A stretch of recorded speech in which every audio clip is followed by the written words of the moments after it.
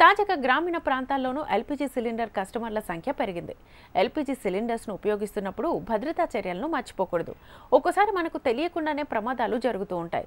ఈ విషయంలో గ్యాస్ కంపెనీల నుంచి బీమా పరిహారం భారీగా వస్తుందన్న విషయం ఎంతమందికి తెలుసు? ఎల్పీజీ సిలిండర్ కస్టమర్లు ప్రత్యేకంగా బీమా పాలసీ కొనాల్సిన అవసరం లేదు.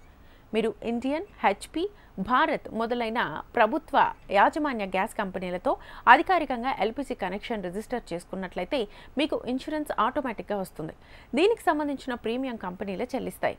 బీమా కోసం కస్టమర్లు ప్రత్యేక ఛార్జెస్ని చెల్లించాల్సిన అవసరం లేదు. ఎల్పీజీ వల్ల ప్రమాదం జరిగినా, ఆస్తి నష్టం జరిగినా, ప్రాణ నష్టం జరిగినా బీమా క్లెయిమ్ చేసుకోవచ్చు. అయితే వంట గ్యాస్ వల్లే ప్రమాదం జరిగిందని ఖచ్చితంగా నిరూపించాలి. ఏదైనా ఇతర కారణాల వల్ల ప్రమాదం జరిగితే బీమా కవర్ ఉండదు. దేనికి ఎంత పరిహారం లభిస్తుందంటే, ఎల్పీజీ ప్రమాదంలో మరణిస్తే ఒక్కొక్కరికి 6 లక్షల వరకు పరిహారం ఉంటుంది.